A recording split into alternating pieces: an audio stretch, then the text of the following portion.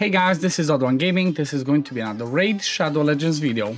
In today's video, I want to talk about something that I've not covered on my channel yet, and that is some tips of how you should be doing the champion training tournaments or events to be as efficient as possible.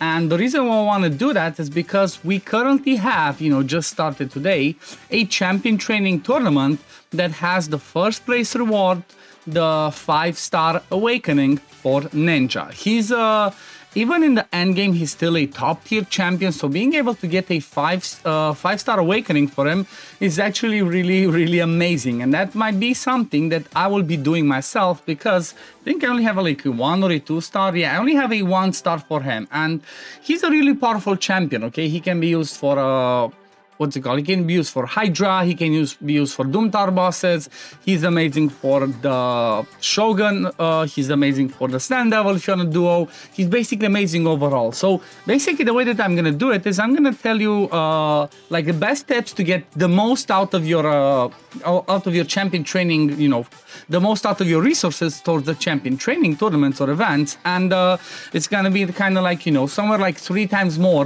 just doing the right things. And then at the same time I'm gonna give you like, the 5 tips of how you can win some of these, or at least try to win some of these champion training tournaments. Do keep in mind that always depends who you're paired with in those groups, because if you have a bigger will, you're obviously gonna fail. If it's somebody's willing to will harder than you, then you might not stand a chance. However, what are the things that you should be looking at, and what's the most important thing to think about? Well, first things first, we're all used to farming campaign stage 3, right? This is the brutal 12-3.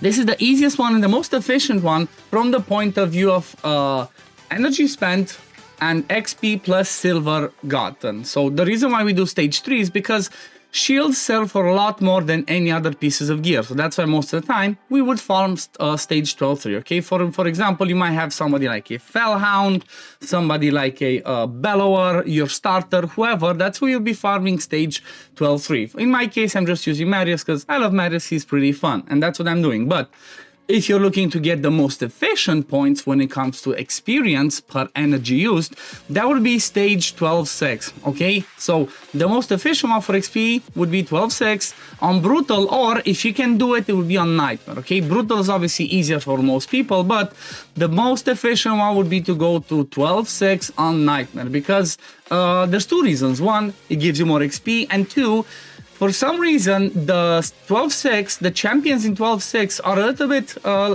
easier to beat. Like, you can even see here the levels. Normally, 12-3, as it goes higher, it should be harder. But you see, on Nightmare, compared to Brutal, like on Brutal, we see the levels 83, 84, 78, 83, and then 78. For some reason, stage 6, they made them be a lot easier. So that's why you would not go to 12-3 Nightmare, even though, like, yeah, you might get more silver for the shields.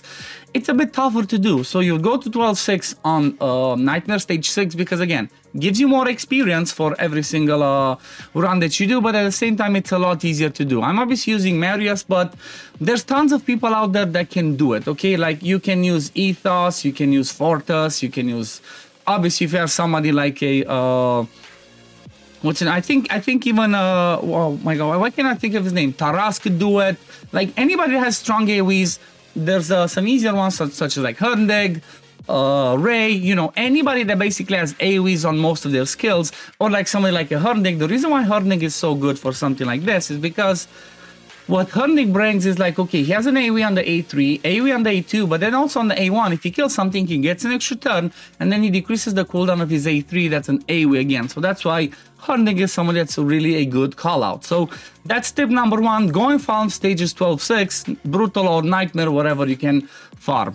Now, tip number 2, this is something that maybe you've already seen it in several other videos, but some place where maybe you haven't seen it and you might be losing a ton of points is on upgrading your food, okay? So let's say, for example, let me see, do I have somebody that I want to level up?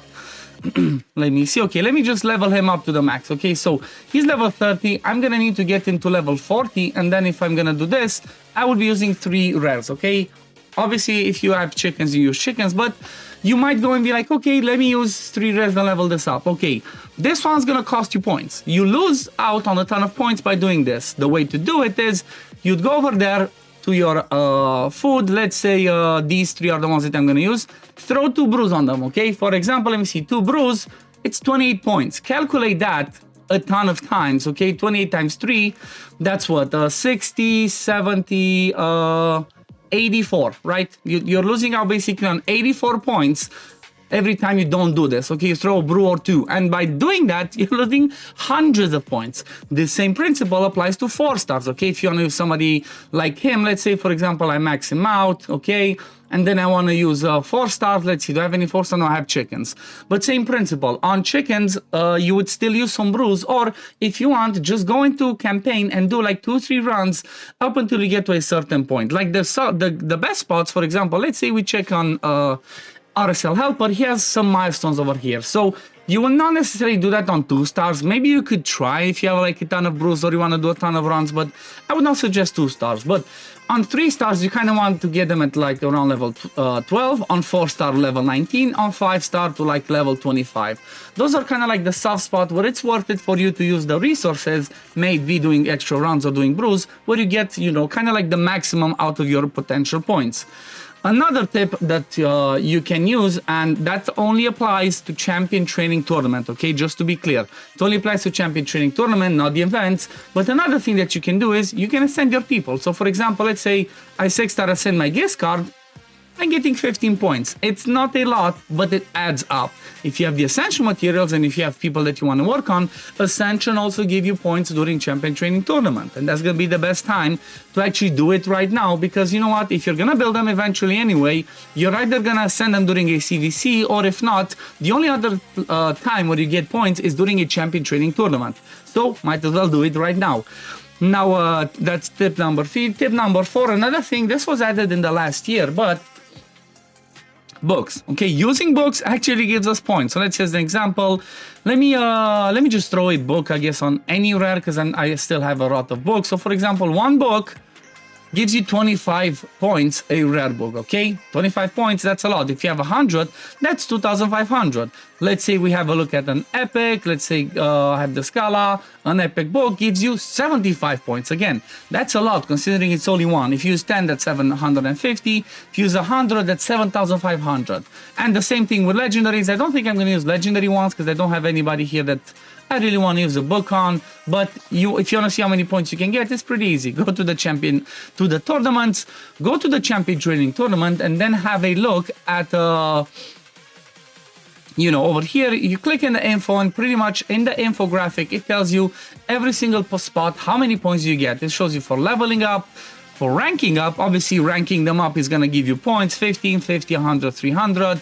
Ascending them shows you how many points, using skill tomes, and basically that's about it, okay? So definitely keep in mind, always try to be efficient with these things, because, you know, you might be low on resources, or if you're really desperate and you really want to get a ninja, you have to try and be as efficient as possible. And now, tip number 5, and this is just specifically for winning or trying to win a champion training tournament, is how do you actually go, you know, how do you go about doing this? There's 2 ways, okay? First way is to go hard early on, okay? When I mean go hard, I don't mean hit 15,000 and stop. No, people go hard for these things. So we're talking at least 50,000 points day 1, okay? If you're really trying to do it, you have to basically try and scare the competition, okay? So the best way to do it is day 1, just drop 50,000, 60, 80, 100. How many points do you think you can? Just drop a ton of points in there, and then you're basically, there's a high chance you're going to discourage other people in your group to do it. Unless, again, you're really unlucky and you have a Kraken in your group, then he's going to go and outdo that. That's one way. Or the second way is try to keep slowly doing champion training points, okay? If try to keep first place if you can. If not, try to be close to second place, and then do your best to be there before it resets, like half an hour before it resets, and basically snipe, okay? Sniping is the easiest way to actually do it. What does snipe mean if you do not know? Well, basically you would be second place, somebody else would be first place, but like you would be really close.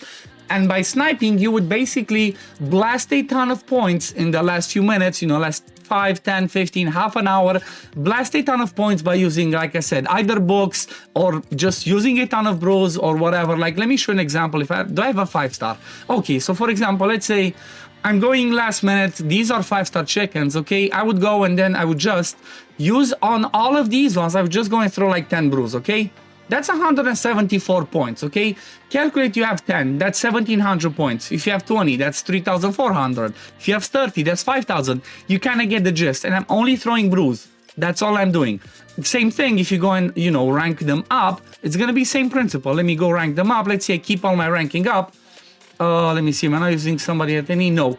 Ranking up 50 points. You keep basically all of your food ready for the last night if you have to, and then just do all the ranking up, all the throwing brews in the last minute. But in the meantime, keep farming campaign, doing some points. You're not too far behind first place. So yeah, that's kind of like the best approaches when it comes to trying to win a champion training tournament from my point of view, and that's what I suggest you guys would do. And then at the same time, do not forget, when you're gonna use, you know, when you're gonna be ranking up, the food that you're gonna use to rank up a champion, do not rank him up at level 1. Throw some brews, do a few runs, and then you're gonna see that you're gonna be getting a ton of points, you know, just in a blink of an eye.